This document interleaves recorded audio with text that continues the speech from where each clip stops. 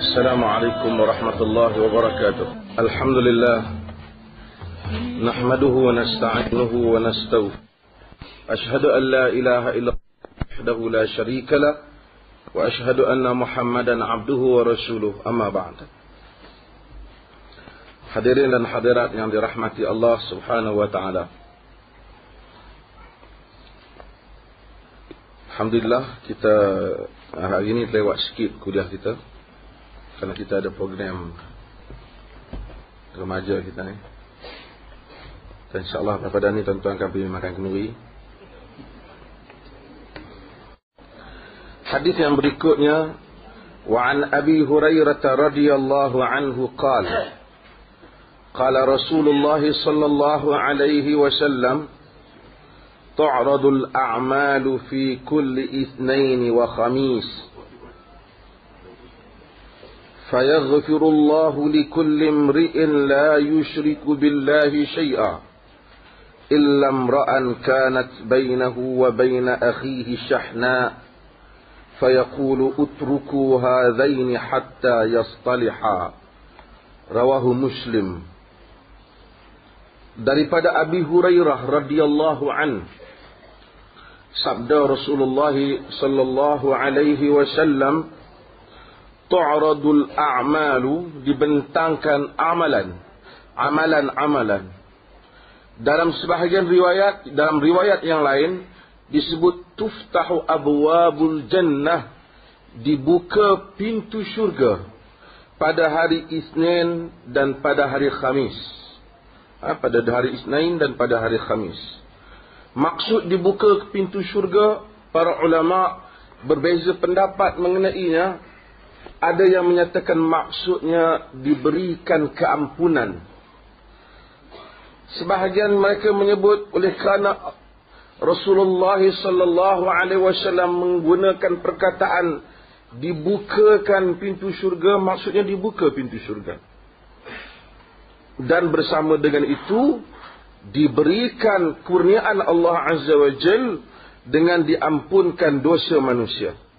Fayaghfirullahu likulli imri'in la yushriku billahi syai'a, maka akan diampunkan semua, Allah Ta'ala akan ampunkan setiap orang yang tidak mensyirikkan Allah dengan sesuatu. Dua perkara dalam masalah syirik.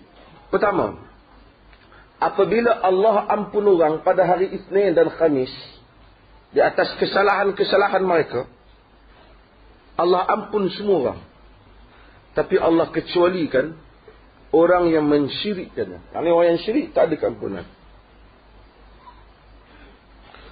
Masalah kedua ialah, yang pertama tadi ialah orang yang syirik semasa hidup, maka pintu keampunan untuknya tidak ada, melainkan dia mesti menyelesaikan dirinya ataupun membersihkan tauhidnya daripada syirik, baru dia diampun. Kedua ialah jika dia mati dalam keadaan syirik, dia memang tidak ada peluang keampunan sehingga bila-bila. Kerana ada orang akan keliru, macam mana jika dia syirik nanti dia minta ampun pada Allah. Orang yang syirik minta ampun kepada Allah akan diampunkan jika dia benar-benar bertaubat.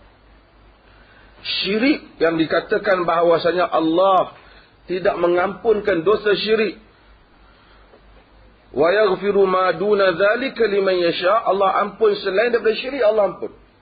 Maksudnya jika dia mati dalam keadaan syirik. Jika satu orang melakukan zina, la samahallah, ataupun minum arak, mati bersama dengan botol arak pun, atau mati dalam keadaan berzina pun, dosa besar. Tetapi peluang keampunan masih ada jika sekiranya dia tidak mensyirikkan Allah Subhanahu wa taala. Dia termasuk di kalangan orang yang melakukan dosa besar. Tapi jika dia mati dalam keadaan syirik tanpa bertaubat, maka peluang keampunan itu tidak ada. Kerana telah mensyirikkan Allah Subhanahu wa taala, dan kerana Allah telah membuat peraturan di dalam soal keampunan bahawasanya dia tidak ampunkan dosa, dia ampunkan semua dosa melainkan orang yang syirik. Seperti mana yang tuan-tuan tahu bahawasanya di akhirat Allah ampunkan orang dengan banyak perkara. boleh jadi orang tu ada dosa di akhirat, dia balik, dosanya itu ditimbang dengan amalan baiknya, lebih amalan baiknya, maka berjaya dia. Faman thaqulat mawazinuhu fahuwa fi 'aishatir radiyah. Siapa yang berat timbangan kebaikannya, maka dia akan berada dalam keadaan bahagia, kehidupan yang bahagia. Kedua, mungkin dia pergi, dosanya banyak, tapi ada dosa orang pada dia pun banyak. Ada orang maki dia, ada orang ambil harta dia, ada orang curi duit dia, berbagai-bagai lagi. Lalu Allah Subhanahu Wa Taala menyempurnakan apa yang disebut oleh Nabi SAW dalam banyak hadis. Antaranya hadis yang selalu kita baca, iaitu Nabi bertanya, atadruna manil muflis? Hadis Muslim. Kamu tahukah siapa yang muflis? Oh, yang muflis, al-muflis fina man la dirham lahu wala mata'. Sahabat kata, muflis di kalangan kami ini orang yang tidak ada dirham dan tidak ada harta. Nabi kata, al-muflis min ummati man ya'ti yawmal qiyamah bisawmin wa salatin wa zakatin fayati qad syatama hadha wa daraba hadha wa safaka dama hadha. Muflis di kalangan umatku ialah orang yang apabila datang pada hari kiamat, puasa, zakat, semua banyak, tapi ambil harta orang ni, kutuk maki orang ni, tumpahkan darah orang ni. Allah Subhanahu Wa Taala ambil amalan dia dan diberi pada orang itu. Jika fa in faniyat hasanatuhu, apabila tamat semua kebaikan dia, ukhiza min sayyiati, ambil sayyiati sahibihi, lalu dia ambil kejahatan orang yang dia buat jahat tu, dia buat nanya tu, lalu diletakkan kepadanya, faturiha alaihi faturiha fihi faturiha fil nar. Lalu diletakkan atasnya dan dia ambil, dia buang dalam neraka. Ambil dosa kawan yang dia buat nanya tu, letak atas dia, ambil dia, masukkan ke dalam neraka. Sebab ini satu penyelesaian. Manusia datang, kita tengok dia mungkin masalah, tapi dosa orang banyak pada dia. Lalu dia bahagikan dosa dia.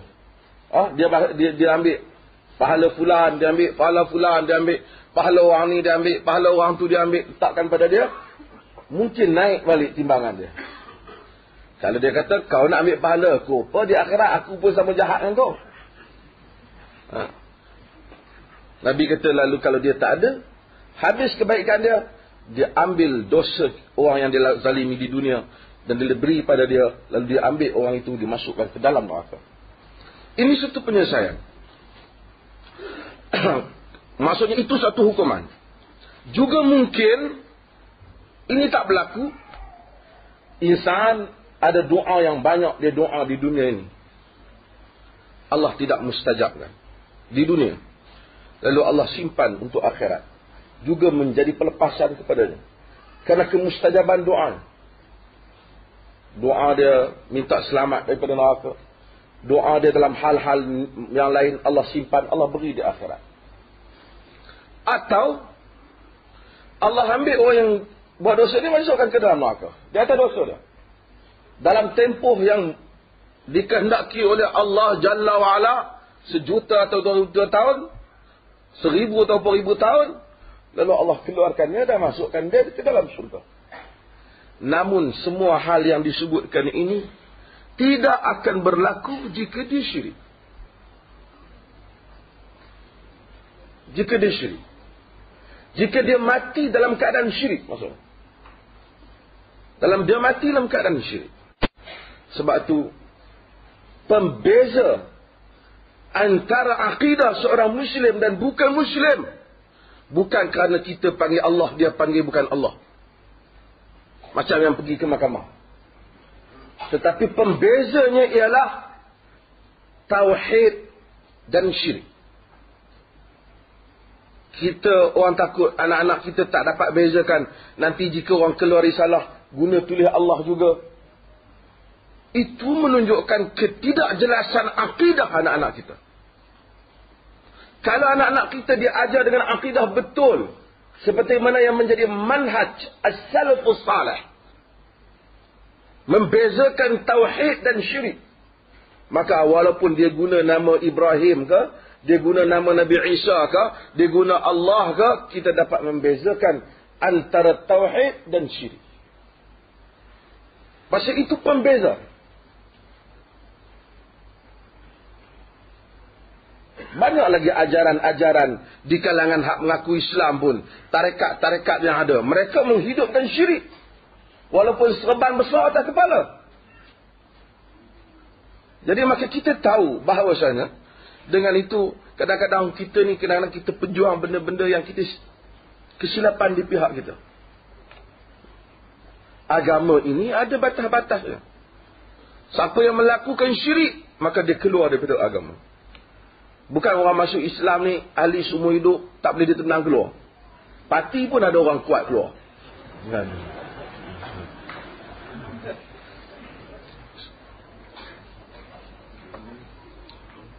Boleh berlaku.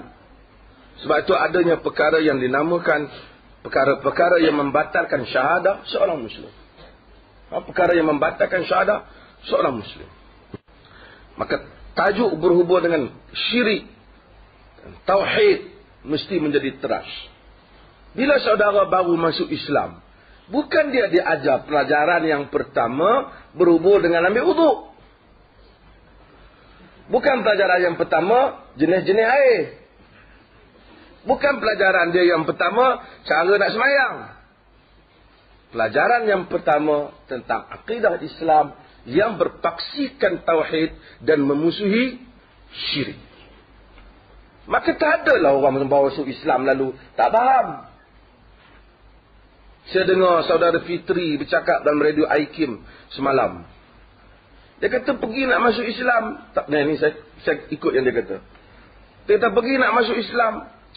Di pejabat agama ni, kalau boleh lepas-lepas masuk nak halau balik cepat. Tak nak lama-lama. Tak ada mesra yang dia kata. Tak ada kemesraan. Kalau hari raya nak bertanya khabar jauh sekali ya.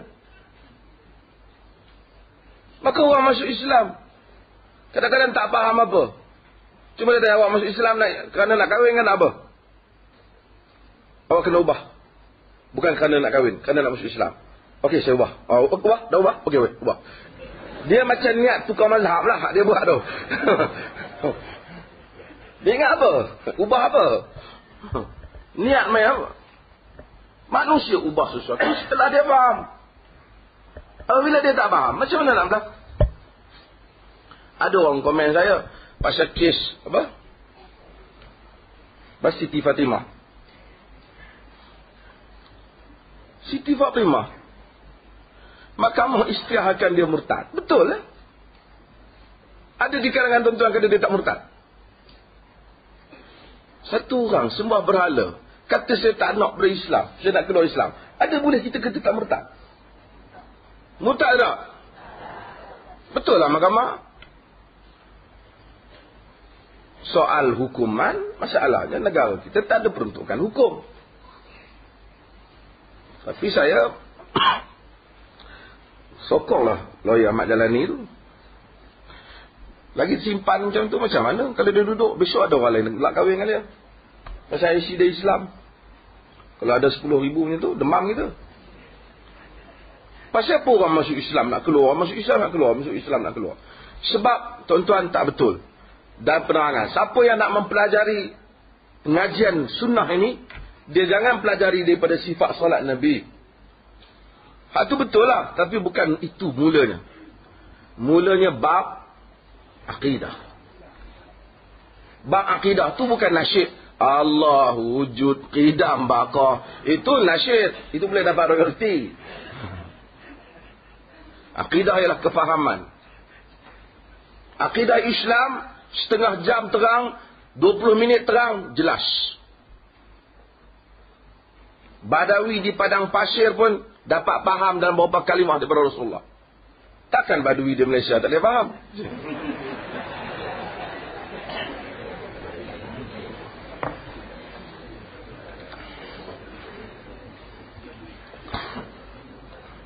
Maksudnya mudahnya pendekatan akidah tersebut. Pendekatan akidah itu mudah. Maka sebab itu tuan-tuan, balik kepada permasalahan dan disebut hadis ni, fayaghfirullahu likulli imri'in la yusyriku billahi syai'a. Allah Taala ampunkan semua orang yang tidak mensyirikkan Allah Subhanahu wa taala dengan sesuatu. Syirik ni banyaklah.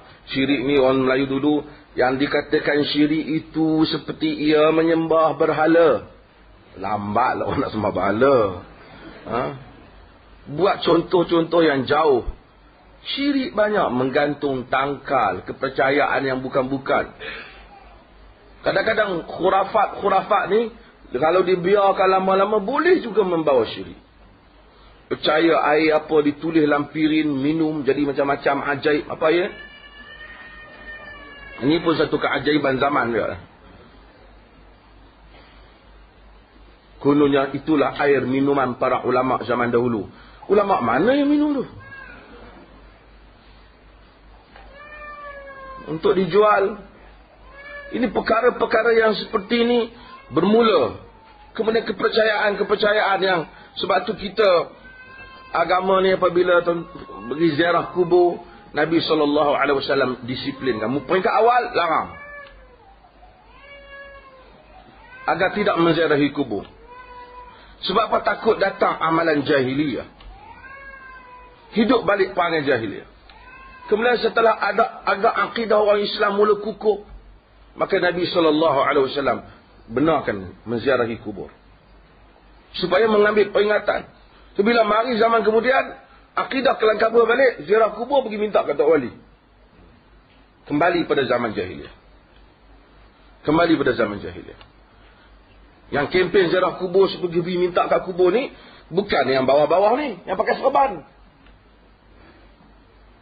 Pergilah kubur sekian-sekian kat Indonesia tu. Banyak dah hajat orang tertunai kat sana. Ada orang pergi. Itulah kita kata penerangan akidah Islam dulu apabila kita kritik. Bukan kita marah you mengaji sifat 20. Tapi kita suruh you tarkis. Fokus kepada masalah tauhid dan syirik. Sifat 20 tu pengajian falsafah. Setelah masuknya falsafah Greek, Yunan. Lalu ada orang Islam cuba nak berfalsafah. Lalu dia ada Tuhan ada, lawan tiada, dengar, lawan pekak. Itu kemudian benda itu datang kemudian. Tak ada kiraan seperti itu. Para sahabat yang duduk sekejap dengan Rasulullah SAW dapat mengislamkan kaumnya keseluruhannya di atas kejelasan akidah yang dibawa oleh Rasulullah SAW. Illam ra'an kanat bainahu wa baina akhihi syahna. Tuhan ampun, yang tak ampun orang yang syirik, tapi Nabi bagi satu lagi yang tak ampun. Pada hari Isnin dan Khamis ni, iaitu orang yang antara dia dan saudaranya ada permusuhan. Ada permusuhan. Dia berkelahi dengan saudaranya. Saudara Muslimnya. Bukan saudaranya, saudara kandung. Ada permusuhan. Musuh dengan ahli jemaahnya. Bermusuh dengan orang tu, bermusuh dengan orang. Bermusuh berbeza dengan berbeza pandangan. Beza pandangan, tak setuju tindakan, itu cerita lain. Bermusuh, maksud kita benci dia. Kita putuskan hubungan dengan dia. Kita tolak dia sebagai hak-hak dia sebagai saudara Muslim. Fayaqul. Lalu Allah Ta'ala kata, utruku hadzaini hatta yastaliha. Tinggalkan kedua-dua orang ni sehinggalah mereka berdamai.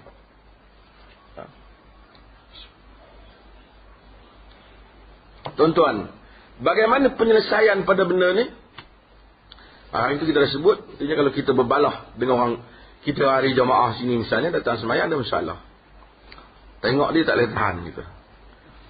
Ada dia kata apa kita tengok dia tak tahan. Hari pertama kita tengok dia, kita belah. Hari kedua kita geram, aku tak boleh tengok. Kita keluar. Agama dia ra'i perasaan ni, macam kita sebut, dia ra'i. Manusia ni ada benda dia tak boleh kontrol. Agama kata okey, boleh. You tak mau bercakap boleh, tapi sekadar 3 hari. Bila sampai 3 hari kena bercakap. Tak boleh juga ni. Dia bagi penyelesaian ringkas. Dia bagi salam. Assalamualaikum. Waalaikumsalam. Okey, tutup bab tu. Artinya kesalahan 3 hari itu memulaukan saudara Muslim tu terubat ataupun dapat diselesaikan. Allah Ta'ala tak ambil tindakan dosa. Kalau dia tak jawab, selesai dosa kita. Dia yang sangkut. Dia yang takut. Tapi tengok cara kita pergi salam kan.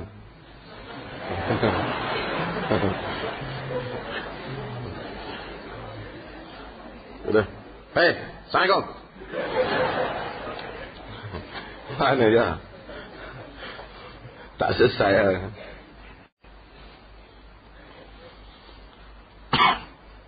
وعن جابر رضي الله عنه قال سمعت رسول الله صلى الله عليه وسلم يقول إن الشيطان قد أيس أن يعبده المصلون في جزيرة العرب ولكن في التحريش بينهم رواه مسلم.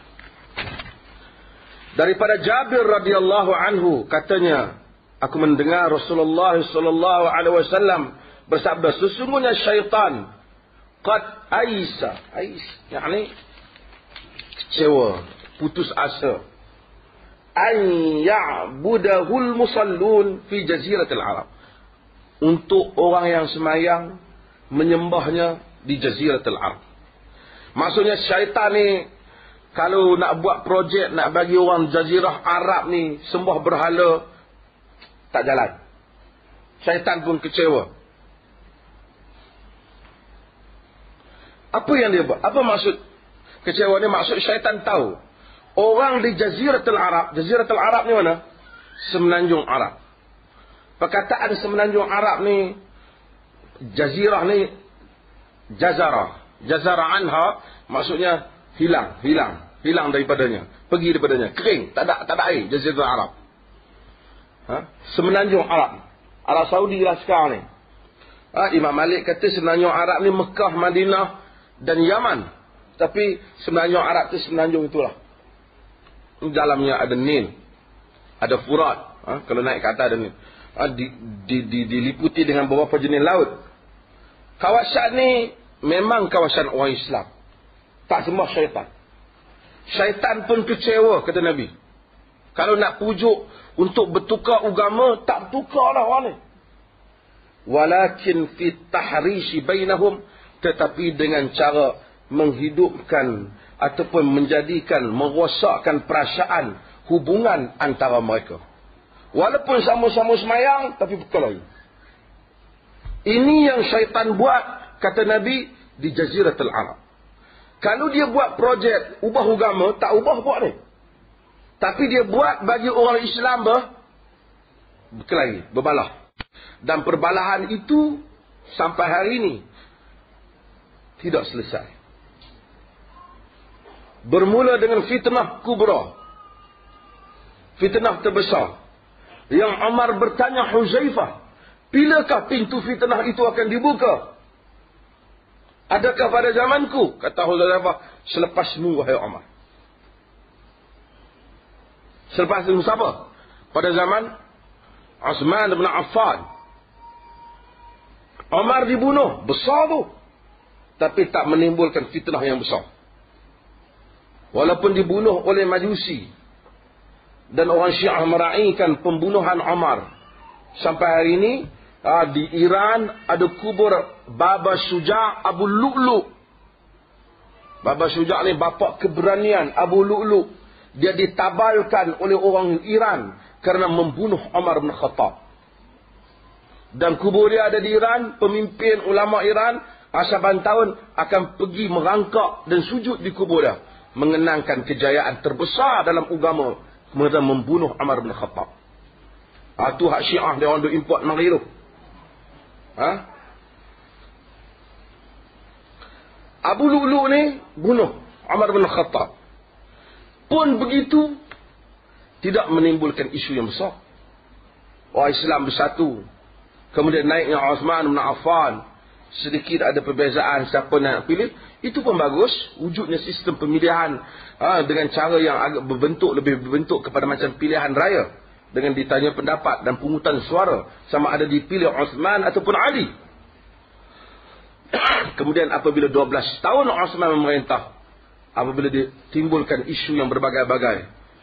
Sebahagian besar isu itu ialah isu-isu yang diada-adakan. Lalu apabila dibunuhnya Uthman bin Affan, lalu berlakulah pintu fitnah yang tak boleh ditutup. Bunuh Uthman, naik Ali.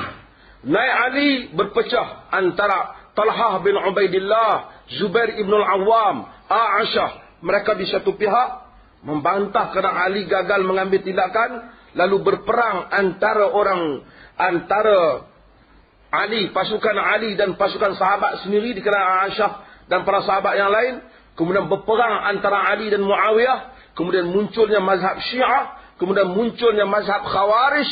Kemudian muncul berbagai mazhab. Kemudian tidak henti-henti berbagai-bagai aliran kemudiannya wujud. Sehingga pada zaman ini apa yang dilakukan oleh syaitan. Maka tidak akan baik umat ini. Melainkan apa yang baik pada umat yang sebelumnya. Pada umat yang awal. Iaitu pada Nabi dan para sahabat radhiyallahu anhum ajma'in. Qatadah ibn Da'amah as-Sadusi. Di kalangan ulama salaf. Ketika menafsirkan firman Allah Ta'ala. Wa'tasimu bihablillahi jami'a wa la tafarraqu wadhkuru ni'matallahi 'alaikum idh kuntum a'da' fa'alafa baina qulubikum fa asbahtum bi ni'matihi ikhwana wa kuntum 'ala shafa hufratin minan nar fa anqadhakum minha kadzalika yubayyinu Allahu lakum ayatihi la'allakum tahtadun. Wa'tasimu bihablillahi jami'an wa la tafarraqu. Berpegang teguhlah kamu dengan tali Allah dan jangan kamu berpecah belah. Bukan berpegang teguh dengan kerih Melayu ataupun bangsa Melayu. Bukan berpegang teguh dengan raja-raja Melayu. Bukan berpegang teguh dengan tradisi bangsa Melayu. Qatadah menyebut apabila Allah Subhanahu wa taala kata, berpegang teguhlah kamu dengan tali Allah dan jangan kamu berpecah belah. Jangan berpecah belah datang kemudian. Pegang teguh dulu dengan tali Allah. Kalau semua kita jangan berpecah. Habis itu nak pegang apa? Tak apalah, masing-masing ikut. Tapi jangan berpecah. Kita tak nak. Allah kata bukan wa'tasimu dulu. Allah kata bukan wala tafarraqu dulu. Allah kata wa'tasimu bihablillahi jami'a wala tafarraqu. Berpegang teguh dengan tali Allah, kemudian jangan berpecah belah. Dan ingatlah nikmat Allah kepada kamu. Tak kala kamu dahulunya dalam keadaan bermusuhan, lalu Allah jinakkan hati-hati kamu, fa'alafa baina qulubikum fa asbahtum bi ni'matihi ikhwana. Maka kamu dengan nikmat Allah menjadi bersaudara. Wa kuntum ala syafa hufratin minan nar. Kamu dahulunya berada di tebing jurang neraka, lalu Allah selamatkan kamu daripadanya. Yang demikian itu Allah Ta'ala menerangkan kepada kamu ayat-ayatnya. Mudah-mudahan kamu mendapat petunjuk. Kata Qatadah Ibn Da'amah as-Sadusi, orang yang paling hina ialah orang Arab. Kita tak pernah tahu kata. Paling miskin, paling melarat dan tidak ada mata yang memandang pada Arab. Hidup di kalangan antara dua kuasa besar Rom dan Parsi, menjadi mangsa. Tidaklah kita ketahui pada zaman itu ada manusia yang paling lekeh kehidupannya daripada Arab. Sehinggalah Allah Subhanahu wa ta'ala menghantar Islam. Lalu menghantar Rasulnya. Dengan Islam dan Rasulnya orang Arab naik. Lalu mereka membuka empire. Dibukakan bumi jihad. Mereka memimpin manusia. Lalu mereka disebut dan dijadikan contoh teladan sekalian manusia. Maka ingatlah wahai orang Arab akan nikmat Allah kepada kamu. Qatadah sebut pada 1300 tahun yang lepas. Dan Umar sebut benar itu sebelum Qatadah. Umar kata, nahnu qaumun a'azzana Allah bil Islam falamma nabtaghil 'izzata bighairi famahma nabtaghil 'izzata bighairi ma a'azzana Allah azallana Allah. Kita adalah kaum yang Allah muliakan dengan Islam. Jika kita cari kemuliaan selain daripada Islam, nescaya kita akan dihina oleh Allah Azza wa Jalla. orang Arab dapat dibaiki, bangsa yang teruk dapat dibaiki dengan Islam. Hari ini orang Melayu berbalah. Semua kata, ini kata balik kepada institusi Raja-Raja Melayu. Ini kata balik pada Kongres Bahasa Melayu. Ini kata balik kepada beberapa prinsip Melayu. Ada pantun Melayu. Dan ada syair Melayu. Kita kata tak penting. Islam memang tak memusuhi bangsa. Dan Allah Ta'ala yang menjadikan manusia berbangsa-bangsa. Tapi manusia tidak mulia dengan bangsanya. Jika dia nak mulia, mulialah dengan Islam. PAS, UMNO, semua Parti Keadilan dan semua NGO ni datang kepada nuktah Islam. Apa Islam kata dalam masalah ini? Apa penyelesaiannya menurut Islam? Semua orang jangan tafsirkan agama berdasarkan apa yang dia mau ataupun partinya mau ataupun mazhabnya mau. Tafsirkan agama itu apa yang ada dalam nas agama. Kemudian kita nak tengok siapa yang salah, dia kena akur, dia silap. Dan kembali kepada agama. Kalau tidak, banyaklah kongres yang buat lagi. Dan untunglah hotel-hotel yang disewa dewan-dewannya.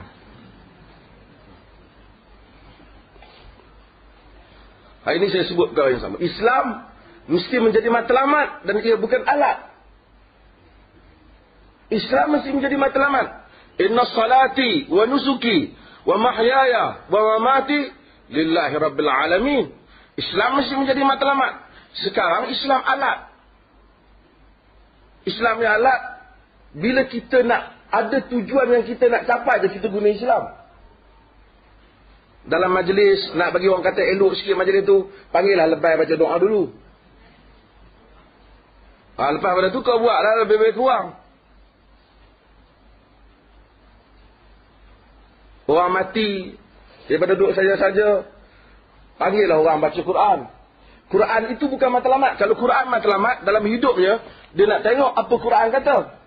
Tapi tak, oleh kerana Quran alat, dia mati baru orang bagi dia baca Quran kepada dia. Kau tu membacalah Quran ke dia. Tepi dia. Upahlah ustaz tu. Berapa ustaz? 5,000 cukup lah, pakai mana? Kata. 5,000, 6,000. Ada 10,000. Kalau ustaz orang pergi baca Quran, Allah Ta'ala cerita tentang solat, tentang puasa, mayat dia boleh bangkit balik nak solat ke? Dia boleh bangkit nak puasa? Masa hidup dia patut dengar. Masa hidup entah apa-apa, tak pergi dengar. Mati kita baca dia. Quran menyelamat. Al-Quran hujjatun laka atau hujjatun alaika, kata Nabi dalam hadis Muslim. Quran itu menjadi hujah kamu untuk menyokong membela-mu ataupun hujah untuk Allah mengambil tindakan kepadamu. Tapi oleh kerana Quran ni alat, dia bukan matlamat, dia gitulah. Macamlah juga perkara-perkara agama yang lain. Sekarang negeri ada yang zakat. Saya dah sebut. Sekarang keluar je isu zakat. Ada negeri zakat besar, banyak. Tak tahu zakat banyak. Semua orang takut. Ayat zakat dibaca. Tak bayar zakat, untuk apa? Marilah kempen pedang zakat. Tak masuk zakat, tak bayar zakat, masuk zakat. Sekali dalam TV berkeluar, Muslim bayar zakat. Bayar dan hukum orang tak bayar zakat. Masuk akal ni bukan saja orang tak bayar zakat. Orang tak selayang masuk akal. Tapi orang tak kempen dan selayang ni. Kan? Banyak ada kerajaan sebut pemimpin, saya mengingatkan semua rakyat Muslim supaya menunaikan salat. Jangan kita tengok kempen salat, mana ada menteri mau main dengan dia terbang. Kempen zakat, okeylah. Tapi yang masuk neraka macam saya sebut, bukan saja orang tak bayar zakat, orang yang tak mengagihkan zakat dengan cara betul. Kenapa zakat diwujudkan Islam? Kerana memang Allah memanglah hukum orang yang kaya? Tak. Kerana supaya tidak ada perbezaan jurang kitaran ekonomi. Supaya tidak ada jurang itu. Semua manusia yang miskin, yang kaya, semuanya akan, orang kaya pun tak sombong keluarkan hak bagi pada miskin. orang miskin pun tak tengok orang kaya. Sombong orang kaya, mentang-mentang dia kaya. Tapi dia tengok, alhamdulillah dia kaya, ada tak zakat dia dapatkan kebun. Ya. Sebab tu Umar bin Abdul Aziz 30 bulan memerintah, tak ada orang tak zakat. Sebab pengagihan betul. Saudara-saudara baru tu tak ada pengagihan tak betul. Kalau pengagihan betul, zakat seluruh negara saya ingat 1 bilion ada. Ambillah 100 juta untuk kendalikan saudara baru. Cukup banyak. Fitri sebut, dia kata, janganlah buat majlis ni sekadar nak menghabiskan bajet je. Kata. Panggil saudara baru, lepas tu suruh balik. Bagi ke dia zakat, bagi ke keluarga dia zakat, walaupun belum masuk Islam, bagi dia orang happy. Mu'alaf dia boleh dapat. Bagi pada mereka ni semua zakat. Bagi pada fakir miskin zakat. Hukum Allah Ta'ala bukan marah kepada orang yang tak bayar zakat, orang yang tak habiskan zakat dengan cara yang betul, orang yang rasuah, orang yang pecah amanah, orang yang tak bahagikan, orang yang tak melaksanakan amanah rakyat. Kesemuanya ini termasuk dalam buku hukum dosa. Tapi oleh kerana Islam ini diambil sebagai satu alat, hanya dipilih ayat tertentu untuk dibaca supaya orang kumpulkan duit, tetapi ditinggalkan ayat-ayat yang lain. So kembali kepada Islam yang asal. Sebab itu dulu kita selalu sebut, kembali kepada Islam yang syumul, Islam yang lengkap, yang menyelesaikan dengan semua masalah. Nabi SAW menyebut dalam hadis ini, walaupun syaitan tak boleh, kadang-kadang demikian juga di tempat lain, syaitan tengok dia ni, kalau sekiranya nak suruh dia semua berada, tak sembah. Lalu syaitan jadikan manusia ini berbala. Bila manusia mula berbala, asalnya orang Islam berat. Walaupun berlaku peperangan di antara para sahabat, tapi mereka, hati mereka tak berbala. Manhaj mereka sama, rujukan mereka Quran dan Sunnah. Tapi bila masuk Syiah ada kata rujukan dia Imam 12, Quran Sunnah. Kemudian dia masukkan Imam 12 itu kerana lebih dari Quran dan Sunnah. Mari Mu'tazilah, dia mula menaksirkan yang berdasarkan falsafah Yunan.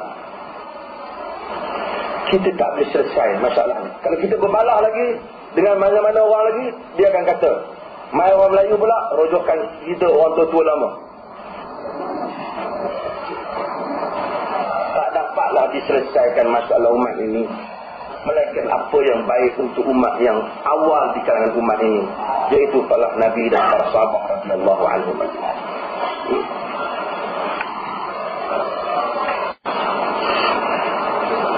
وعن أبي هريرة رضي الله عنه قال قال رسول الله صلى الله عليه وسلم لا يحل لمسلم أن يهجر أخاه فوق 3 فمن هجر فوق 3 فمات دخل النار.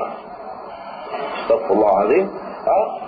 Abu Hurairah menyatakan bahwasanya Rasulullah sallallahu alaihi wasallam bersabda bahwasanya tidak halal orang muslim meninggalkan saudaranya lebih pada 3 hari.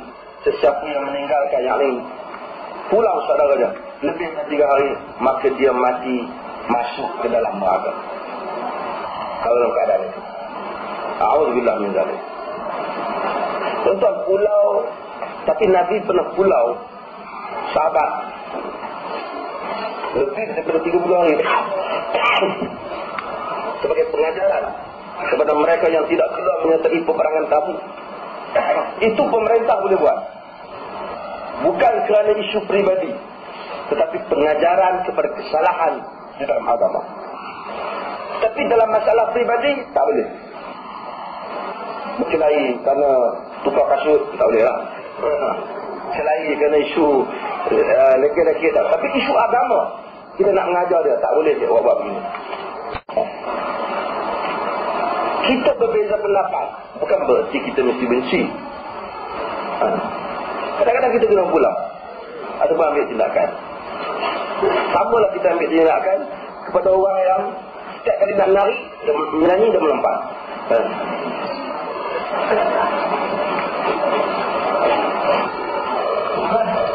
Ada geng-geng muda tak puas hati dia tak. Macam apa mesti tulis band Faizal Tahir?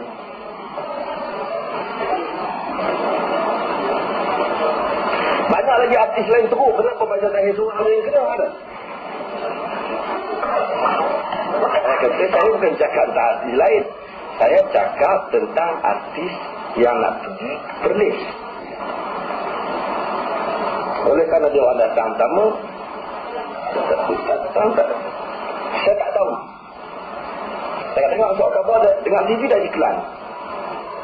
So, saya tulis surat ke kerajaan negeri. Lepas tu, surat saya nampak tak jawab. Lepas tu saya tulis lagi surat. Lepas tu saya pergi jumpa. Lepas tu saya beritahu kat media.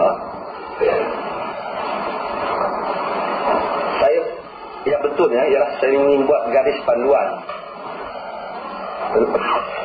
tentang program hiburan. Jadi pihak yang berkenaan tu terkejutlah. Tapi media biasa kan. Jadi kita sebut tentang garis.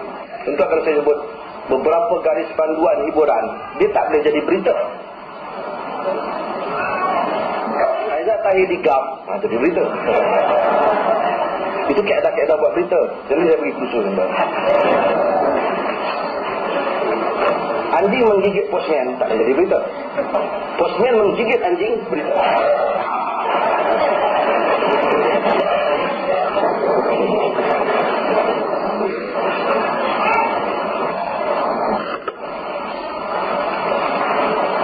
So,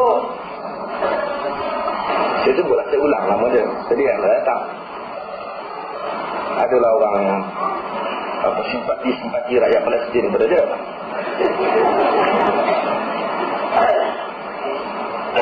Bagus salah satu perkara. Dia orang buat program dia tu setiap kali waktu salat dia azan. Wah, semua kamu dengar. Bagus dia punya sound system. Kata masjid lah tu. Azan kat Syuaibu. Apa? Syuaibu. Lepas tu dia buat ada tazkirah, ada apa. Win-win lah, ada benda yang taklah kita dapat semua. Orang yang kita tak nak tak datang, dan kemudian kita tak tahu siapa kemudian datang. Kemudian berhenti awal, pukul 11 berhenti, tak boleh melompat tempat saya. Elok-elok sikit. Kalau dia nak melompat, dia pergi WWF.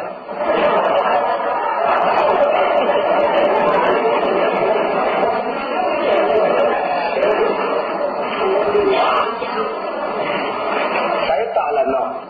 Tak naklah orang cakap kata apa. Geng-geng agama ni semua tak boleh. Saya tak kata. Nabi pun bila datang, dia sekarang musuh Nabi kan. Nabi pun bila datang majlis kenuri kan, kahwinan dia tengok lengang. Dia tanya, amal fikum lah. Ya Aisyah, tak ada ke apa nyanyian? Dia tanya. Fa'inal ansar yu'jibuhumul lahu. Orang ansar suka nyanyian. Nabi tanya tu. Kan Nabi tengok semua lengang, tak boleh. Dia kata pergi kendi makasnya. Tengok.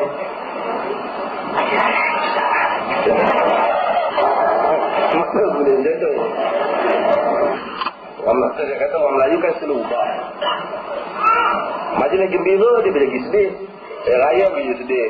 Lagu sedih, dalam perantau, cerita sedih. Hari raya orang gembira kan orang sedih. Hari sedih, hari orang mati, kita terus sedih. Dia tak buat duit dalam sampul, bagi kenuri, dia pergi seronok. Bila orang mati, ada dapat duit. Pergi semayang, dapat sampul satu sampul. Dia lega ada orang mati hari ini. So, tak betul, Nabi tak suka. Nabi datanglah majlis, Nabi cakap, tak happy majlis kahwin. Nabi kata bagilah ada orang nyanyi. Saya suka nyanyi. Fasl bainal halal wal haram. Fasl. Pembeza antara halal dan haram, pukulan kendang dan suara. Jadi bila halal ni kahwin, haram zina. Zina maksudnya orang tak zina tu. Jom pergi zina, tak ada orang tu. Jadi sekarang ni dunia ni dah jahanam sikit. Ada orang zina secara orang terbuka kan. Tapi Nabi kata, tapi pembezanya Ialah benda yang halal ada suara, ada nyanyian, ada gendang. Dulu orang Melayu pakai apa? Kompang. Jadi tengkan yang sunnah ni kalau kenduri pakai kompang okeylah tu. Kan? Ada nyanyian, nyanyi sikit-sikit. Payah kenduri, payah nyanyi sikit.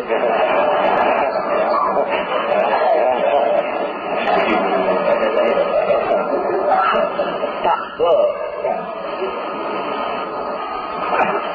Nabi raya nyanyi dalam rumah dia. Abu Bakar marah itu. Amismaru syaitan fi baiti Rasulullah. Apa ni? Suruh syaitan di rumah Nabi ya. Kau menyanyi saya raya. Perempuan menyanyi. Dua budak perempuan menyanyi. Nabi kata dah sama ya abad. Fa'ilhu yawma'in. Biarlah wahai Abu Bakar, ini kan hari raya. Abu Bakar kan lebih tegas. Saya menyanyi. Buat suruh siapa rumah Nabi? Dia kata biarlah Abu Bakar. Ini hari raya kan. Kan Nabi itu lebih luas. Kan? Dengar dua orang perempuan menyanyi. Dia dengar Nabi datang dia nyanyi. Dia kata, wa fina nabiyyun ya'lamu ma fi ghad. Di sisi kami ada Nabi yang tahu besok nak berlaku apa. Di antara lirik nyanyi ada. Nabi kata da'i. Nabi kata jangan kata yang ni. Wa quli ma kunti taqulin, ni sebut lirik yang sebelum ni, yang ni jangan sebut. Aku tak tahu, maksudnya aku tak tahu benda yang nak betul ke depan. Lirik ni salah. Jadi Nabi tak kata, jangan nyanyi, lara. Relax, tenang. No. Janganlah betul orang sunnah. Abang kenapa senyap? Sunnah. Ada lah. Dunia ni Allah beri. Wa khalaqa lakum ma fil ardi jami'a. Allah Ta'ala ciptakan semua muka bumi ni untuk kamu. Qul man harrama zinatallahi allati akhraja li'ibadihi wat-tayyibati minal rizq. Katakanlah siapa yang berani mengharamkan perhiasan yang Allah keluarkan untuk hamba-hambanya dan rezeki yang baik. Jadi boleh nikmati hidup tapi dengan kadar-kadarnya. Dengan kadar-kadarnya. Wa kulu washrabu wala tusrifu. Makan dan minum jangan berlebihan. Nasi pun jangan berlebihan. Ini musik dan hiburan dalam masyarakat Melayu ni sudah berlebihan. Lebih daripada kadar yang patut. Maka jadilah budak-budak Melayu ni dia tak tahu apa. Dia kerja nak melenggang-melengguk ya. Apa nak jadi pada dunia dia, apa nak jadi pada masalah dia, apa nak jadi pada masyarakat dia, apa nak jadi pada umat Islam dia tak penting. Sedangkan orang lain kesedaran mereka bagus. Perhatian mereka pada masa depan mereka bagus. Maka kita kata masalahnya ialah inilah masalah apabila kita tidak ada. Sebab itu akhir zaman inilah masalah. Manusia itu mesti dilantik menjadi pemimpin di kalangan orang yang ada akal yang bagus. Seketika bila orang kata siapa pemimpin, cuba tanya, apa yang awak terbayang bila dikatakan seorang pemimpin? Oh dia kaya, kereta besar, rumah besar. Itulah gambaran orang. Patutnya manusia terbayang yang dikatakan pemimpin itu apa? Orang yang bijak. Dia lebih bijak di kalangan yang lain. Kalau dia sama bodoh dengan kita, ya tak payah jadi. Dia lebih bijak, maka dia akan ada idea yang bijak. Maka akan ada pemikiran yang tajam. Kita tak akan hadapi masalah macam sekarang. Setiap orang menteri naik, pegang satu kementerian, dia ubah benda yang baru buat 3 tahun baru. Lepas tu datang orang lain, ubah pula. Datang orang lain, ubah pula. Maka kita tak tahu. Masalah ini kalau nak pelancongan, tak apalah. Dia nak melancong macam mana. Tapi bagi ikut agama lah. Tapi apabila pendidikan, pelajaran, asyik diubah, maka kita tak boleh ada hadis tuju yang betul. Semua menteri datang nak tunjuk. Aku buat apa? Tak tahu yang orang lain tak buat lagi. Bukan dia berfikir apa yang patut aku buat yang terbaik untuk umatku. Tengok, semua dah buat dah. Semua dah buat dah. Yang ni dah buat. Ini dah buat. Ini dah buat yang amat. Apa yang tak buat lagi? Tak tahu. Tu. Ini pasal apa, Pak? Aku tak pergi dengan orang. Langkah tu kau nak buat. Tak tahu nak buat apa, tukar bangunan. Kalau tu tak saya jadi Pak Kaduk boleh jadi menteri.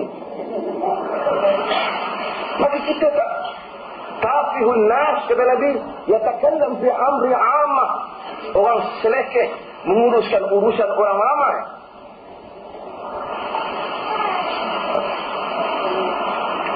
Maka ini akan menjadi masalah kepada kita semua. Okey apa? Wa an Abi Khiras Hadrat ibn Abi Hadrat al-Aslami yuqal as-Sulami as-Sahabi radhiyallahu anhu annahu sami'a an-nabiy sallallahu alaihi wasallam yaqul man hadara akahu sanatan fahuwa kasaf'id dami. Rawahu Abu Dawud dengan sanad yang sahih daripada Abi Khiras Hadrat bin Abi Hadrat al-Aslami, dan disebut juga As-Sulami. Dia ni seorang sahabat, walaupun riwayatnya sangat sedikit. Dia mendengar bahawa Rasulullah, dia mendengar Nabi SAW bersabda, sesiapa yang memulaukan saudaranya setahun, dia seperti menumpahkan darahnya. Yakni seakan-akan macam dosa dia menumpahkan darah saudara. Kalau dia pulau setahun, pulau tak cakap setahun. Ada masalah-masalah kerana kau tu kata sikit ke dia, kecil hati, tak orang cakap dosa ni. Maka sebab itu memulaukan saudara Muslim ni kepada kita. Tuan-tuan, saya nak tanya, orang jarang pulau kawan-kawan dia Muslim, ada tapi jarang. Tapi banyak orang Islam, terutama Melayu, dia pulau siapa? Adik-beradik dia sendiri. Adik-beradik ni dia ada banyak. Pertama, dosa persaudaraan Muslim. Kedua, dosa hubungan silaturahmi. Pasal kes tanah bapak apa, tak cakap 2 tahun, tak pergi rumah. Bukan saja dia pulau, dia ajak anak-anak dia pulau. Kau jangan pergi rumah Pangarang. Kalau anak-anak dia pergi nak singgah rumah pak saudara dia pun tak boleh bagi tahu kat bapak dia, pun tidak naik darah. Sebab tak baca hadis-hadis ni. Kadang bukan setahun, 10 tahun tak cakap. Dan jangan ada orang mengaji kuliah hadis sunnah ni, pulau pula adik-beradik. Kes tanah pusaka, kes berebut peninggalan mak bapak, kes-kes yang seperti ini lah. Kadang-kadang kes cerita orang, cerita tak tahu betul salah, terus kita pulau.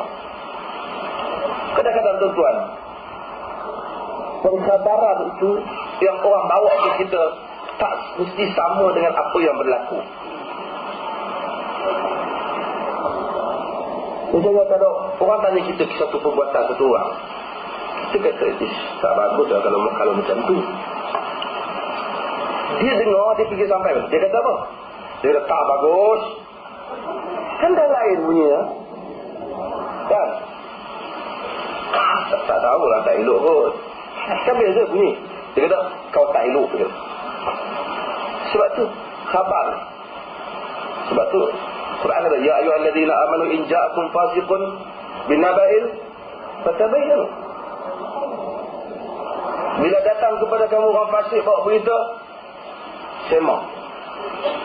Cik periksa. Itu jadi macam kolak perlis yang bunuh orang. Tak baca? Masuk sok khabar, tak ada. Oh, betul kan pula sok khabar.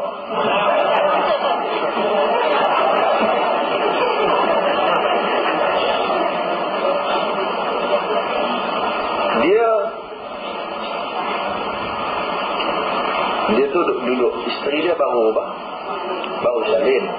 Anak dia kecil, duduk dengan suami dia. Budak-budak kawasan tu kononnya nak tujuh hero lah. Ada siapa beritahu kata orang kena mengendap, tahu tak?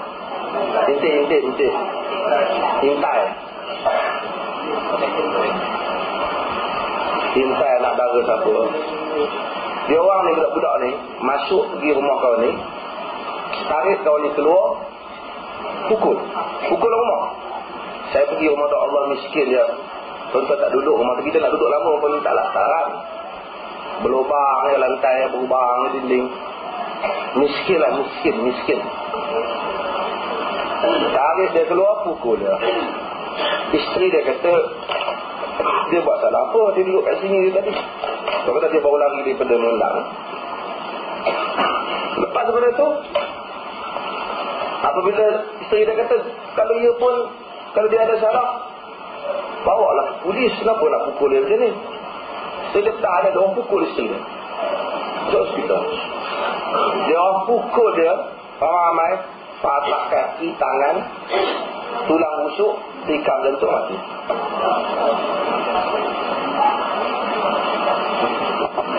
Begitulah yang didapat dia pergi melawat. Lepas dah bunuh lah kira kan. Datang atuk ke bapak ke budak perempuan dia kata, bukan dia ni, kenapa kau pukul dia ni?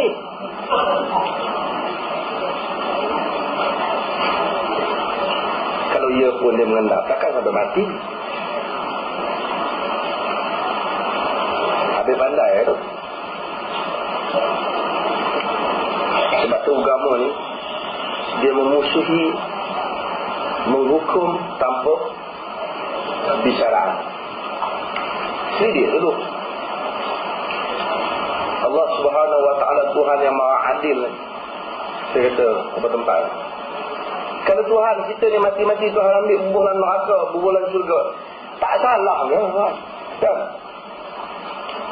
Kita kata, ya Allah, saya tak salah ni, macam mana saya masuk neraka ni? Kau salah atas dunia. Tuhan silap kira gua cuba tengok lain. Tak akan ada. Tapi Allah Jalla wa'ala Maha Adil. Dia buat mahkamah di akhirat. Ditimbang amalan baik, ditimbang amalan jahat. Semua kita duduk di mahsyar. Setiap orang ditimbang amalannya. Lalu semua orang dia tengok. Ini kesalahannya. Tangan, kaki boleh bercakap. Sehingga orang aku, inilah kesalahan aku, dosa-dosa aku. Baru dia ambil masuk ke dalam neraka. Yang ni masuk ke dalam surga. Adil Allah Jalla wa'ala. Padahal kalau Tuhan tak bicarakan kita, tak buat mahkamah pun, adakah Tuhan mungkin silap? Tak. Dia mahu, tapi adil. Sebab tu bila nak hukum orang, bagilah kebicaraan. Termasuklah apa-apa akta yang saya sebut. ISA pun sama. Adalah ibu-ibu ni datang jumpa saya. Saya bukanlah kata tak boleh manusia ini ditahan untuk disoal siasat dalam satu tempoh. Agama benarkan untuk maslahah, untuk satu orang ditahan, disiasat dalam satu tempoh, untuk disemak kesalahan-kesalahan dia. Tapi sampai 6 tahun dia tak boleh tahu apa dosa dia. Kacau macam ni. Bagilah peluang dia dibicarakan. Kalau tak pun, bagilah peluang dia dibicarakan di mahkamah khas ke apa ke, supaya dia dapat mempertahankan bagi pihak dirinya dan kesalahannya dibentangkan. Tanda kepada suatu keadilan. Saya kena cakap awal lah. Kalau tak tahan mufti perlis, tak ada mahkamah, kacau. Allah. Oh, ada satu hadis tadi. Saya baca habis ini. Wa an Abi Hurairah radhiyallahu an anna Rasulullah sallallahu alaihi wasallam qala la yahillu li mu'minin an yahjura mu'minan fawqa thalathin. Tidak halal seorang mukmin memulau seorang mukmin yang lain lebih daripada 3 hari. Fa in marrat bihi thalathun falyalqah. Apabila dah berlalu 3 hari, dah kalau nak pulau juga, dah berlalu 3 hari, jumpalah dia. Fa yusallim alaih, maka bagilah salam pada dia. Pergi dah tahu dah 3 hari dah ni, lalu kau lah kat depan rumah dia, kita tahu depan pagi-pagi dia siram pokok bunga, kita pun lalu. Nabi kata bagi salam. Assalamualaikum Haji. Misalnya. Fa in radda alaihi salam faqad ishtaraka fil ajr. Jika dia jawab, waalaikumsalam. Jika dia jawab salam, kata Nabi, kedua-duanya berkongsi pahala. Fa in lam yarud alaihi faqad ba'a bil ism. Jika sekiranya dia tak jawab, kawan yang bagi itu dah selamat daripada dosa. Wa kharaja musallim minal hijrah, maka orang yang memberi salam itu terkeluarlah daripada makna memulaukan saudara Muslim. Nabi bagi, kalau Nabi kata, Nabi bagi ringan. Kalau Nabi kata bagilah salam, pergi bersembang dengan dia bang setengah jam, lagi demam kita. Tapi alhamdulillah Nabi kata bagi salam je. Assalamualaikum, dia pun waalaikumsalam. Maka selesailah dosa. InsyaAllah kita jawab. Bagaimana kalau kita menjauhkan diri daripada seorang kerana perasaan malu atau rendah diri dan akan hubungi balik setelah kita rasa pulih? Tuan-tuan, pulau ni, hijrah ni maksudnya, kita tinggalkan dia dengan maksud kita tak mau, kita benci ataupun kita marah. Itu maksud. Tapi kalau kita tinggalkan dia tanpa sebab, kita ada kerja, kita tak jumpa dengan dia, ataupun kita malu nak cakap dengan dia, itu cerita lain. Itu tak termasuk. Kita tak pulaukan dia. Itu tidak termasuk.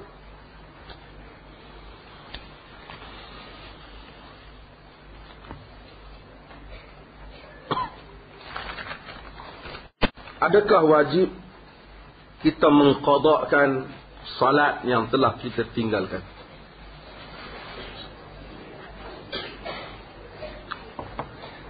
Kerana ada ulama berpandangan tidak perlu dan kita mengqadakkan.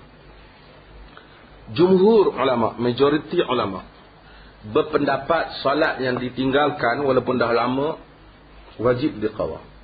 Wajib diqada.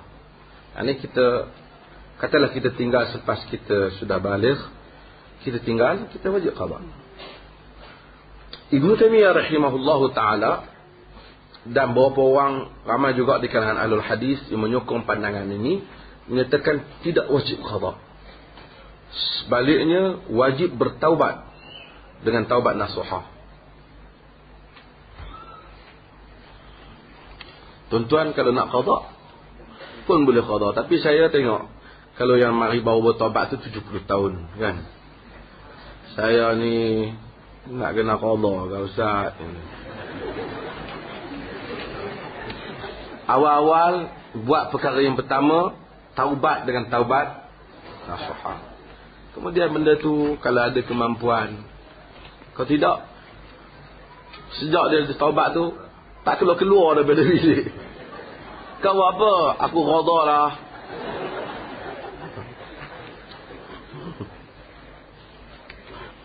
Senang nak qada 70 tahun cerita.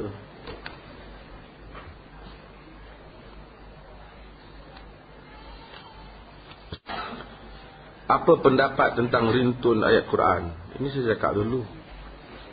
Tuan-tuan, pertama Al-Quran ini, walaupun ada pihak tertentu dalam fatwa mereka kata boleh, itu dia punya hal lah kan.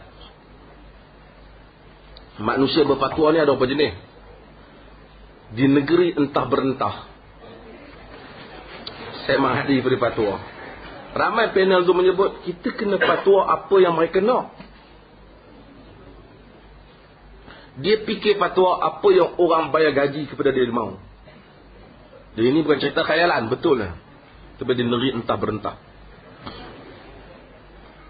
Tuan-tuan, ringtone ni, pertama tentu Al-Quran tak sama dengan nilai tune kita punya handset ataupun handphone. Kemudian bila kita guna benda tu, kadang-kadang kita duduk pergi ke tandas, dia bunyi. Dia satu nilai yang tak baik daripada Quran.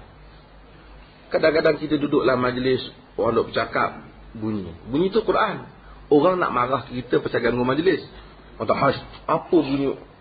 Padahal benda tu adalah Al-Quran. Kita boleh menyebabkan banyak benda jadi tak elok dengan Quran ni. Sebab tu saya lebih condong menyokong pandangan yang melarang benda ni.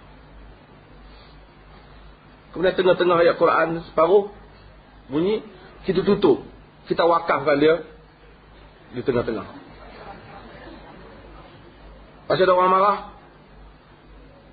Dan ini banyak perkara yang patut dielakkan.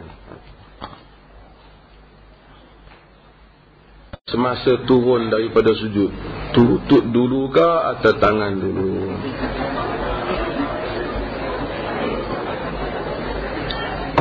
Tuan-tuan turun apa?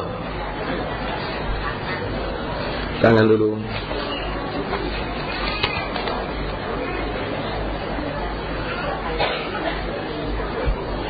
Nabi larang kama yabrukul ba'ir, seperti mana turunnya unta. Unta turun tangan dulu ke lutut dulu?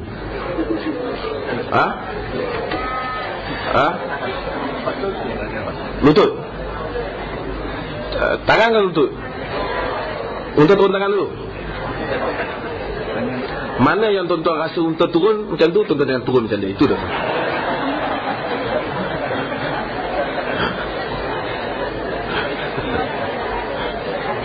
Saya dah malas nak manja-manjakan masalah ni.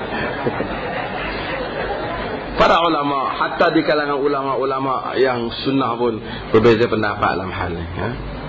Syekh Nasiruddin Albani dia menyokong pendapat Ahmad Syakir, menyatakan bahawasanya turun tangan dulu. Ini disebut Syakir ulah benda ni dalam Zadul Ma'ad, kepada tahqiq Zadul Ma'ad. Albani pun kata turun tangan dulu bagi tak sama dengan unta. Kemudian tangan unta tu kerana tangan dan kaki unta tu, lutut unta tu, Arab kata ini tangan, ini kaki, bukan kaki tu, kaki depan tu tangan. Maka itu pendapat mereka. Di kalangan para ulama, hatta di kalangan zaman sekarang, Syekh Muhammad Saleh Ibn Utsaimin, dia menyatakan tak, kita tengok hay'ah tu, keadaan tu. Mana yang orang kata tangan, mana orang kata kaki. Maka dia kata untuk turun tangan dulu, maka kita kena turun dengan lutut dulu. Jadi saya tanya tuan-tuan, mana-mana yang tuan-tuan rasa untuk turun macam tu, tuan-tuan jangan turun macam tu. Sudah. Pasal benda ni terdedah kepada sangat banyak penafsiran. Saya kesian dengan unta.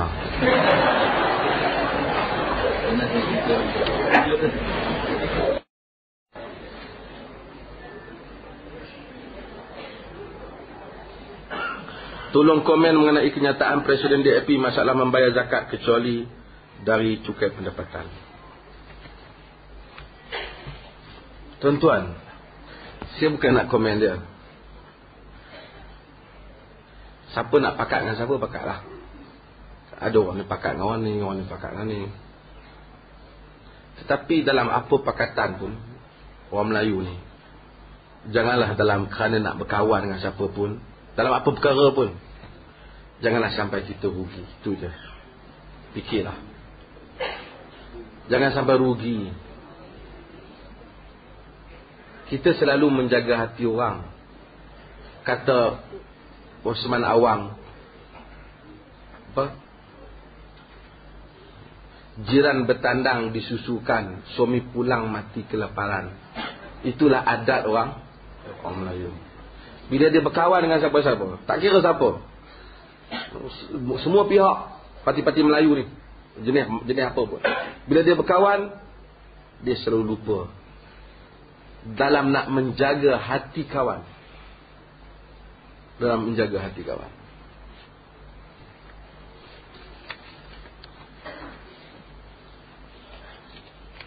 Orang Islam dah bayar zakat. Dalam negara ni kita kecuali apa? Cukai.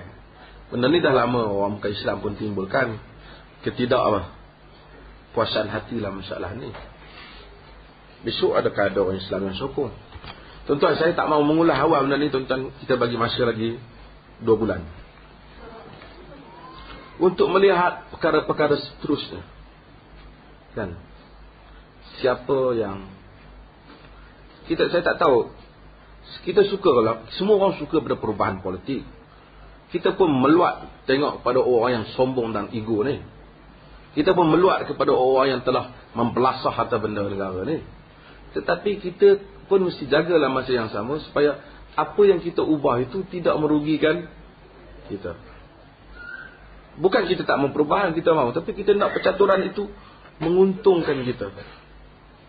Kadang-kadang sampai kita dalam ketakutan tengok orang lain, saya tengok dah banyak dah untung, yang tak untungnya kita lah. Tak apalah, kita tengok lagi 2 bulan apa nak berlaku. Ni kita dalam Selangor kan ya. Khabar-khabarnya Kasbet sudah nak diberhentikan di Shah Alam. Khabar tu saya yang buat.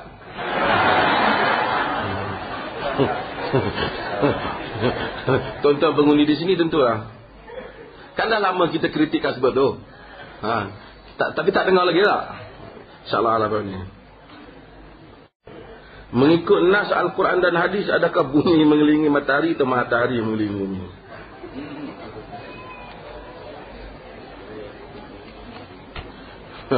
Tuan-tuan tak payahlah benda ni. Quran tak pernah kata pun bahawasanya kata bumi tak mengelilingi matahari. Quran tak kata. Saya tahulah ada beberapa pendapat termasuk yang disandarkan kepada beberapa orang tokoh. Tapi kalau yang salah tu salah. Quran kata wasyamsu tajri li mustaqarrin laha, dan matahari yang beredar pada paksinya. Dia tak kata matahari mengelilingi bumi.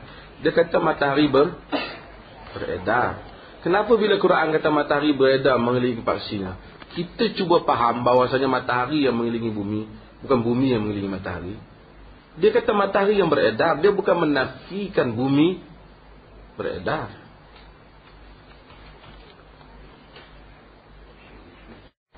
Hukum pemakaian baju batik sutra yang popular sekarang atas kaum lelaki. Tuan-tuan, apa itu sutra? Apa itu kain sutra? Dia dinamakan sutra ke atau apa? Sutra ialah kain yang dibuat daripada apa? Kalau dibuat daripada benang biasa, dinamakan dengan sutra. Adakah ia sutra? Tak sutra. Kononnya sutra apa? Tiruan. Tak. Sutra itu sutra. Kalau dia dibuat daripada ulat, benang yang keluar daripada ulat itu, maka dia adalah sutra. Maka dia adalah haram bagi lelaki. Kalau dia dinamakan sutra, tapi dia bukan keluaran tu, maka dia bukan sutra. Dia bukan sutra. Kalau ada campuran, kira ada sutra lah. Tapi ia bukan sutra. Kita bagi apa tu orang pakai? Zulian. Dia emas atau tidak? Walaupun nampak tak macam emas. Kita namakan emas Zulian apa? Ia bukan emas. Walaupun ia dinamakan emas, ia bukan emas. Dia kata taghyirul musammayat la yughayyirul haqa'iq. Mengubah nama tidak mengubah hakikat. Maka selagi mana hakikatnya itu bukan, maka dia adalah bukan, selagi pun kita bubuh nama dia lain. Kalau ada arak, tiba-tiba orang kata ini air sirap, walaupun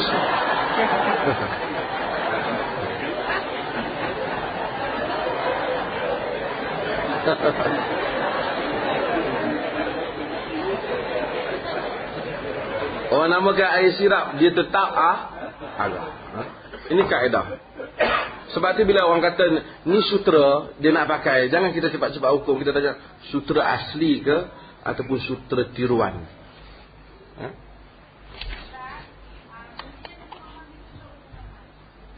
Dia celup dengan emas. Kalau dia celup dengan emas, dia ada emas, dah tak boleh emas. Itu yang emas putih tu, ia bukan emas.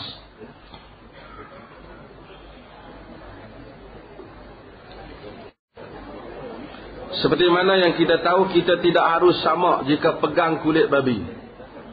Apa hukum memakai kasut yang dibuat dari kulit babi? Tentu ada kasut kulit lain.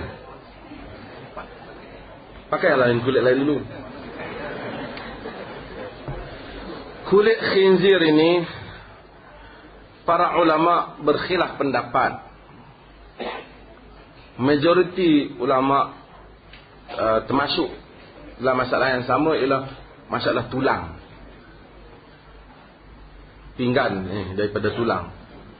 Saya dah kemukakan dalil lah semua dalam masa perbincangan dengan fatwa. Tapi oleh kerana dia orang kata nak buat fatwa yang menguntungkan industri tempatan, dia jadi terpaksa ikut industri tempatan.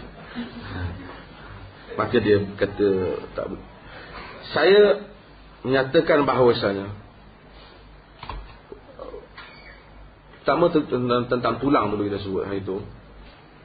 Tulang ni, tentang tulang. Sekarang tulang dibuat pinggan. Kan? China bone tu dia buat banyak pinggan. apa hukum tulang yang sekiranya diambil untuk buat bahan?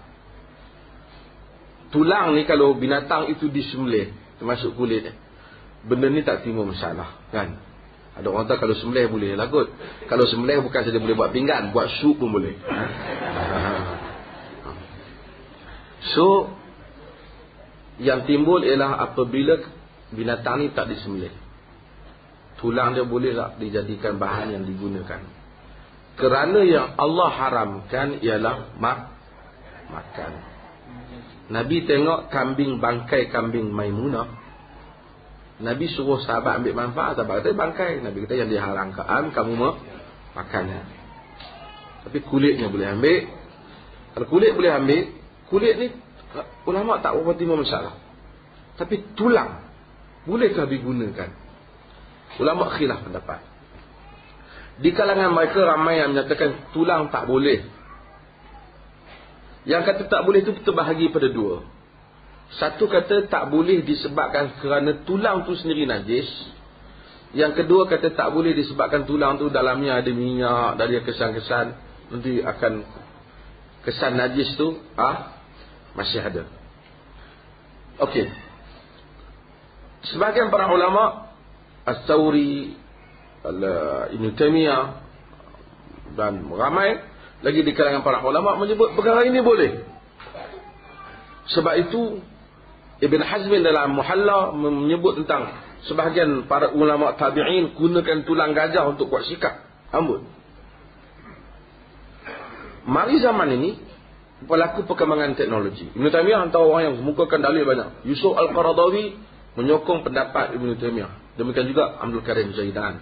Banyak fatwa antarabangsa sokong Ibn Taymiyah kata tulang ni boleh dimanfaatkan. Mari zaman moden, tulang ni dia boleh buat, bukan dia ambil tulang gaji-gaji buat pinggan, kan? Saya dalam satu mesyuarat ada orang kata kalau dia orang nak buat tulang pinggan juga, suruh dia orang ambil daripada tulang yang disembelih. Saya kata, tuan-tuan sekalian, tulang yang disembelih tuan-tuan dah buat sup giabok, dan kemudian tuan-tuan tak hantar balik pula kepada kitaran tulang, jadi tak ada lah. Kadang-kadang orang ni duduk tempat tinggi tapi tak guna. Sekarang kalau kilang tu kilang kita lain cerita, kilang orang masalahnya. So tulang ni timbul masalah. Bila dia nak buat, dia akan bakar tulang ni sampai 1200 lebih Celsius hingga dia debu. Jadi soal minyak, soal itu tak ada dah. Timbul jadi debu dan kemudian dijadikan tulang ni mahal lah. Ini pinggan-pinggan yang akan dimasukkan ke dalam negara ni dan digunakan. Nanti tuan-tuan akan tengok ada orang kata benda ni haram. Jadi orang Malaysia nanti bila pergi hotel, bila nak makan, tulang mana ni? Pasal tulang tu akan meluas. Jadi oleh kerana Malaysia cenderungan untuk kata tak boleh, dia nak makan, angkat pinggan, tengok bawah. Oh tak boleh. Pinggan lain please. Itu adalah akan berlaku pada kita. Tapi okey, balik pada masalah pinggan. Jadi apa kalau pegang pada pendapat Ibn Taymiyah, Qaradawi dan banyak lagi majoriti, banyak lagi kalangan ulama ni kata tak apa. Tapi ramai juga di kalangan ulama yang kata tak boleh. Okey. Timbul pinggan-pinggan yang kita makan ni, kalau saya punya pendapat dalam hal ni, pendapat Ibn Taymiyah alasannya kukuh tentang boleh tulang-tulang ni digunakan. Timbul masalah ialah tulang ni kalau daripada tulang khinzir, termasuk kasut daripada kulit khinzir. Di sini ulama berpecah lagi. Di kalangan yang kata boleh pun kata tulang khinzir no. Di sebahagian mereka pula menyatakan tulang khinzir boleh. Bukan kita makan, dia kata kita gunakan kulit, barang kulit daripada kulit khinzir. Pun khilaf di kalangan ulama, ada yang kata yes, ada yang kata no. Termasuk yang kata boleh kulit khinzir ni zaman sekarang ni ialah Dr. Yusuf Al-Qaradawi. Saya kata kat tuan-tuan tak payahlah. Kan? Karena kita banyak pilihan, buat sementara ni tak payahlah kan. Nanti timbul pula masalah. Tapi kalau ada orang pakai, kita diam-diam lah kan. Jadi kita tengok, mari nak tengok ada bintang 3 kenang. Ayahlah dia dah pakai dia. Tapi dah ada pilihan. Buat apa kau pergi beli khinzir tu kan? Kan? Pusat ternak khinzir kan dah tak boleh buka. Kenapa kita nak pergi beli kulit khinzir lagi?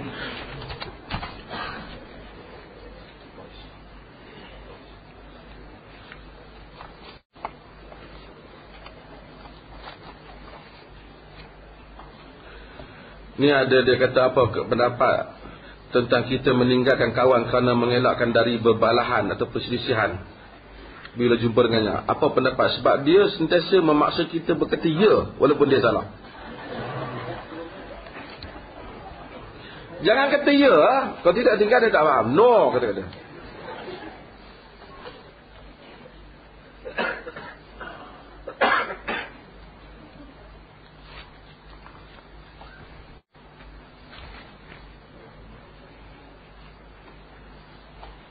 Bagaimana dengan khunsa yang telah memilih satu jantina dan telah melalui pembedahan, kemudian ingin menukar kepada jantina yang lain? Tak, khunsa berbeza dengan saudara. Berbeza dengan pondang. Khunsa ni dia ada 2 alat kemaluan dia. 2 alat sudut dia. Jadi dia memilih apa yang kecenderungan dia yang terbesar. Sama. Kalau dia tak tahu nak pilih, dia boleh pergi ke doktor, tengok hormon dia lebih belah mana ke apa. Dia boleh. Kalau dia keliru identiti dia peringkat awal, dia pilih dan dia rasa dia silap. Dan dia check doktor pun dia rasa silap. Maka dia boleh kembali kepada yang dia rasa betul. Itu tidak ada masalah. Kalau dia rasa dia tersilap dalam membuat. Tapi biasanya dia, kerana memang ada orang yang dia memiliki dua-duanya. Tapi biasanya salah satunya kurang berfungsi.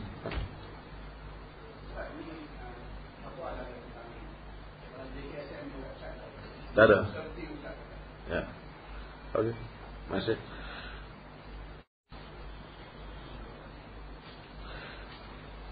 Bagaimana lelaki telah menukar jantina kemudian ingin bertaubat?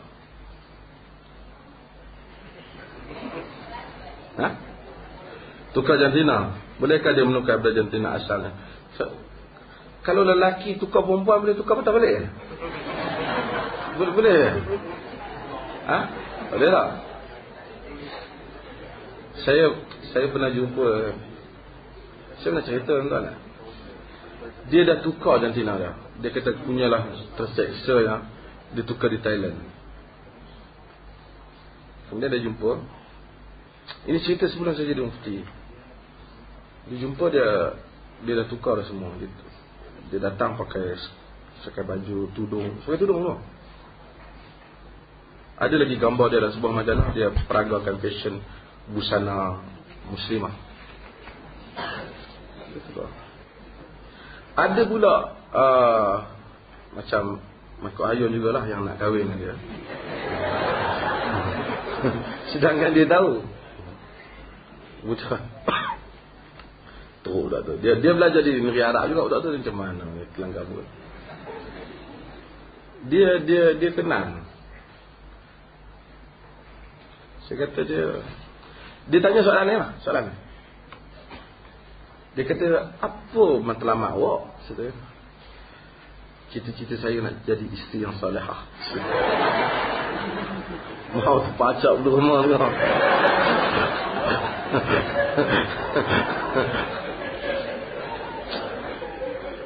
Problem. Dia dah tukar. Masa tu saya cuba dapatkan fatwa antarabangsa banyak. Termasuk daripada Lebanon tentang keadaan. Pasal dia tak boleh nak tukar balik. Wallahu alam. Bagi saya kalau keadaan dia macam ni, dia normal macam lelaki, balik pada lelaki asal dia. Kemudian dia kena menjaga diri dia. Dia kata kalau duduk dengan lelaki lagi bahaya. Dia kena kawal diri dia. Dia balik pada lelaki. Apa yang berlaku dalam diri dia sudah berlaku. Kata perbuatan diri dia sendiri. Adakah kita nak mengizinkan dia berkahwin dengan lelaki lain padahal dia bukan lelaki? Dia bukan lelaki.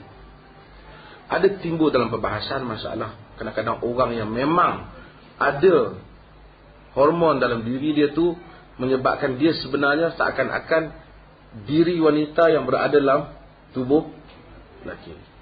Ini ada banyak step, panjang dia pembahasan dia. Tapi kes yang seperti ini kita nak kena dapatkan pengesahan daripada pakar.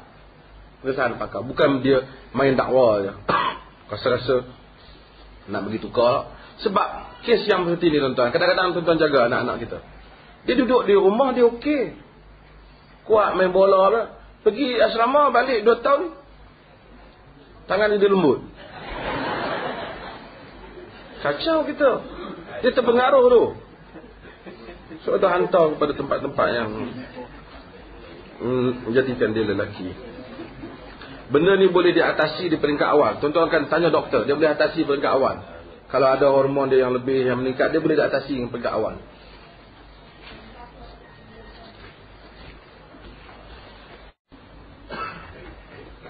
Bolehkah kita solat sunat ketika azan? Boleh ya. Tetapi kita mungkin ketinggalan fadilat menjawab azan. Ada soalan. Tuan-tuan nak pergi lagi sorry ya. Nanti sikit.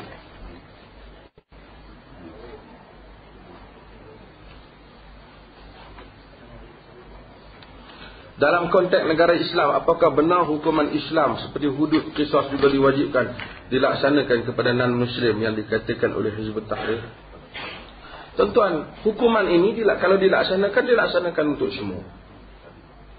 Melainkan bangsa berkenaan ada agama kukuh yang memang ada dalam nas agama dia hukuman yang bersifat agama untuk dia, seperti zina.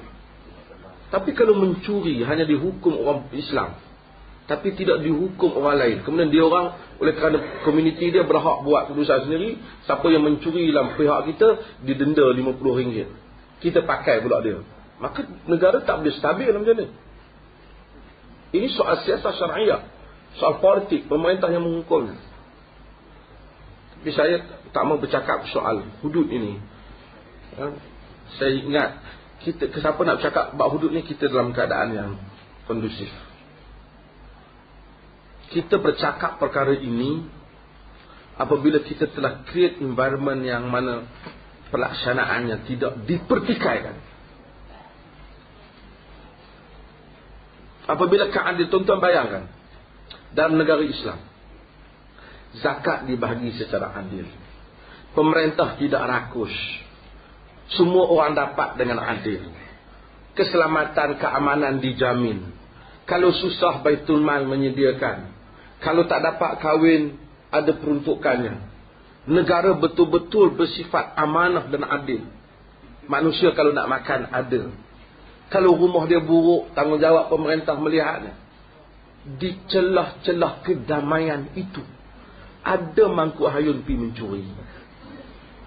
Patut ataupun tidak tangan dia dipotong. Patut.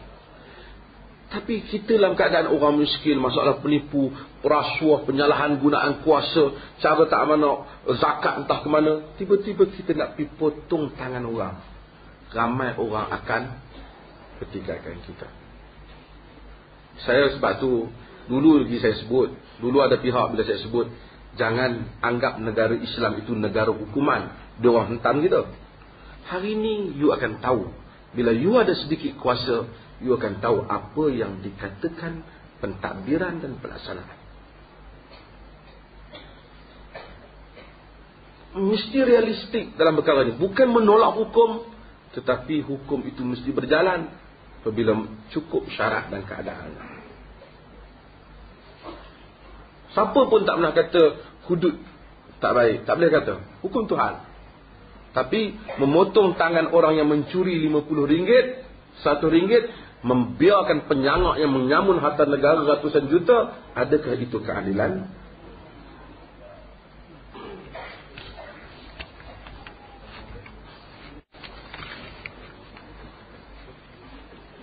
Bolehkah perempuan memberi salam kepada lelaki? Boleh?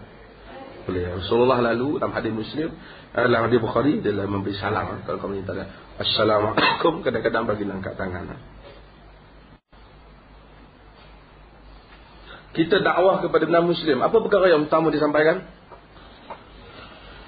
Akidah. Bukan suruh dia apa wujudkan nama kau. Akidah. Bezakan akidah dia dengan akidah kita cerita. Wassallallahu ala nabiyina Muhammad. Alhamdulillah. Tentu ada pihak minta seumum bapak tu. Oh, ni ada soalan ke? Masya Allah, Wahabi. Wahabi ni apa? Ha? Tak tahu kita Wahabi. Ha?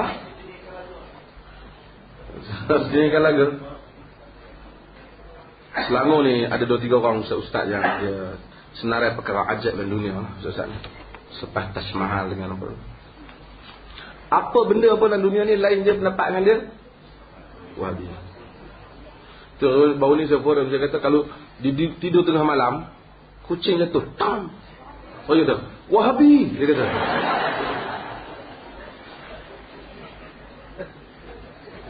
Manusia jenis tu tak ada hidup. Apa saja. Ini ada daurah hadis, nanti Pak Ya boleh umumkan. Tuan-tuan yang mana nak jabatan Mufti Perlis, insyaAllah akan menganjurkan daurah pengajian Islam yang merangkumi berbelas subjek, ilmu hadis, usul fiqh dan berbagai. Tempat disediakan, makanan free, tempat tidur free, tapi sebulan lebih kena ikut sampai habis. Nanti saya akan edarkan dulu. Buku free. Buku tu saya ingat kalau nak beli 1,000 juga. Free. Semua free. Mengaji je kena guna otak sendiri. Tapi kita nak kita akan cuba buat di di Perlis ataupun di Penang. Kalau buat di Selangor nanti Wahabi pula kan. Jadi kita buat. Jadi boleh pergi. InsyaAllah saya sedang cari tempat.